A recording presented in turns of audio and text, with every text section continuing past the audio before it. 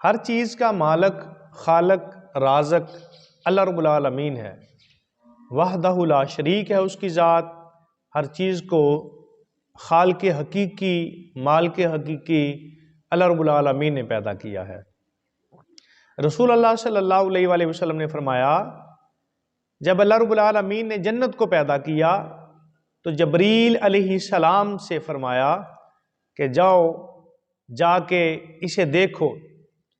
جب جبریل جنت کو دیکھنے گئے، واپس آئے، آ کے عرض کیا، یا اللہ، اے میرے پروردگار، تیری عزت کی قسم ہے، جو بھی جنت کے بارے میں سنے گا وہ ضرور اس میں خواہش ہونے کی، داخل ہونے کی خواہش کرے گا، کیونکہ اللہ رب العالمین نے جنت کو اتنا خوبصورت بنایا ہے کہ کوئی آنکھ اگر اسے دیکھ لے تو اس کے بنانے کی خالق کی جو سمت ہے اس کو اپنے ہاتھے میں نہیں لا سکتا۔ تو پھر اللہ رب العالمین نے ناپسندیدہ صورتحال کے ذریعے جنت کو ڈھانپ دیا، اپنا حکم دیا کہ انسان دیکھو، اس کا حکم ہے نماز پڑھنا۔ اب ہم نماز پڑھنے کو پسند نہیں کرتے، روزہ رکھنے کو پسند نہیں کرتے، زکوٰۃ ادا کرنے کو پسند نہیں کرتے، غرباء کو مال دینے کو پسند نہیں کرتے، اللہ کی راہ میں خرچنے کو پسند نہیں کرتے، انصاف کو ہم پسند نہیں کرتے۔ تو جب ناپسندیدہ صورتحال کے ذریعے اللہ رب العالمین نے اسے ڈھانپ دیا، پھر جبریل کو حکم ہوا، جبریل اب جا کے دوبارہ جنت کا جائزہ لو۔ اب جب جبریل علیہ السلام اس کا جائزہ لینے کے لیے گئے تو پھر جب یہ صورتیں سامنے تھی تو جبریل علیہ السلام نے عرض کیا، یا اللہ، تیری عزت کی قسم، شاید ہی کوئی جنت میں داخل ہوگا۔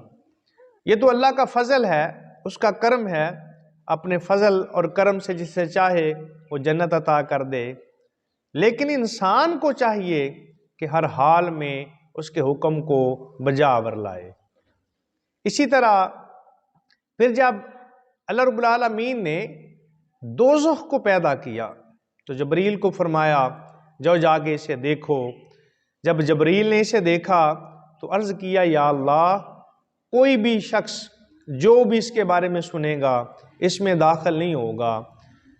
اللہ رب العالمین نے خواہشات کے ذریعے، لذت کے ذریعے اسے ڈھانپ دیا۔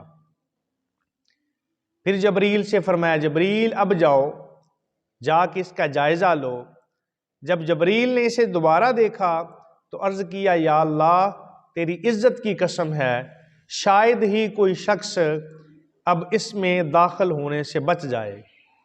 تو نفسی خواہشات، لذت، یہ جتنی بھی چیزیں ہیں، کیونکہ انسان کی خواہشات بڑھتی رہتی ہیں تو یہ چیزیں انسان کو جہنم کی طرف لے کے چلی جاتی ہیں۔ اس لیے تو اللہ رب العالمین نے جنت مشکلات، محنت کے بعد ملتی ہے، اور یہ جو جہنم ہے یہ تو نفسی خواہشات کے ذریعے، بغیر محنت کے، بغیر کچھ کیے گناہ انسان لذت سے کرتا ہے تو جہنم میں چلا جاتا ہے۔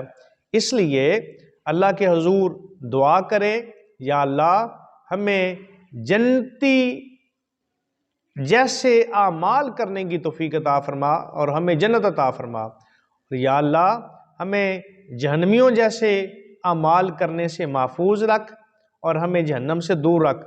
بلکہ ہم کیا، جو بھی اس دنیا فانی سے چلا گیا ہے، جو قیامت تک جائے گا، اللہ رب العالمین اپنے نبی کے صدقے میں سب کی بخشش اور مغفرت فرمائے۔